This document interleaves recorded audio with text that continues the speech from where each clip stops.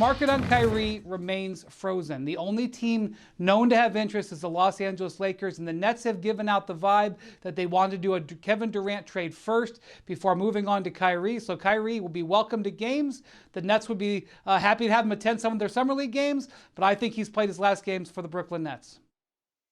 All right, so all this continues to sort of develop around us, and we have Zach Lowe with us all morning long. You just saw Big Perk, and Dominique Foxworth jumps in this morning. Thank you, as always, Nika. And so, Zach, I'll start with you. We didn't really get into this as much earlier, but as far as Kyrie is concerned, it does to some degree feel like Lakers are bust on that front. Where do we stand, to the best of your knowledge, with Kyrie and his circumstance?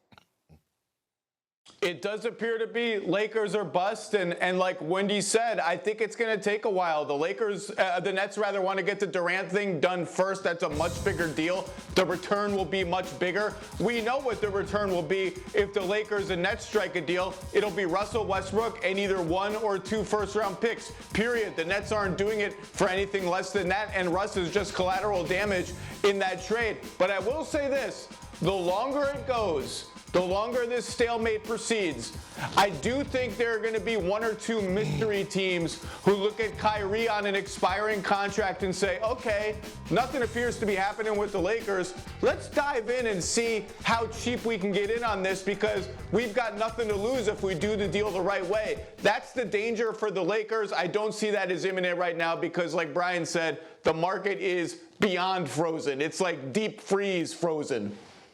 Which speaks volumes to the way people view Kyrie Irving. And Big Perk, that brings it back to you and the question that is actually on the screen.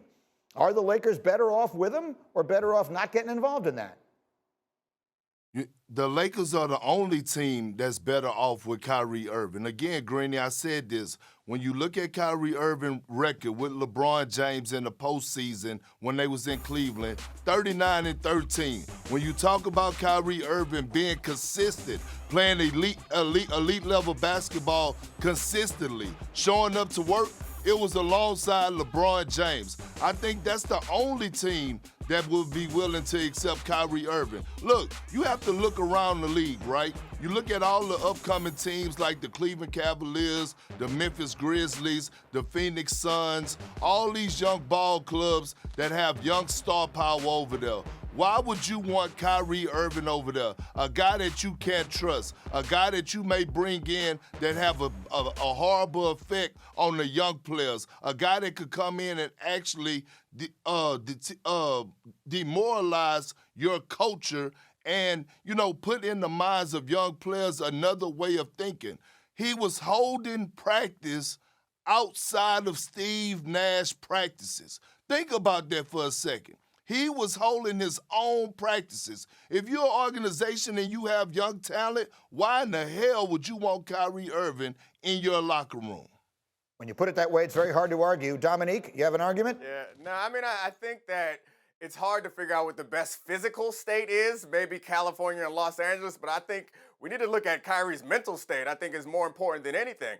And I'm certainly not going to try to diagnose him or do anything like that, but when Kyrie plays, nothing's wrong with his game. If he is in the state of mind where he wants to take over particular games or prove some sort of point, then there is no bad place for him. But I also think that maybe we're saying that being next to LeBron is the best place for him, but I'm not sure that anyone believes that just because you put him next to LeBron that he's going to straighten up and fly right. This ain't the same Kyrie that was with Cleveland in the past, and this ain't the same LeBron that was in Cleveland in the past. So I think we all hope that Kyrie gets back to that, and we hope that being next to LeBron will kind of propel that, but he's matured into a different version of himself than what he was back then. So I don't think that we can assume that just dropping him in LA, we get that old thing back that we had in Cleveland. Go ahead, Perk. Yeah, but Dominique, we're talking about the Los Angeles Lakers, one of the most historical franchises in sports history. And right now, the way that they finished last season is unacceptable. This is a franchise that is all about championships. I believe they finished the season 15 games under 500. The only way for them is up. and they see that the Russell Westbrook thing isn't happening, they can't really land other big-name free agencies or go out to other guys and other on other teams for his trades. So you might as well test your luck with Kyrie Irving. Hell, he act like he want to be there. So at least if he acting like he want to be there, once he get there, maybe he'll embrace the opportunity. It feels like It's a marriage interesting. between like the two ugliest people at prom, and it's like nobody wants to dance with me, so I guess we better dance with each other. It's nothing like that, but okay, fair enough. I mean, I guess it's something like that, but it's kind of hard to consider LeBron James and Kyrie Irving the two ugliest ones at the prom when you consider they're two of the greatest players of all time.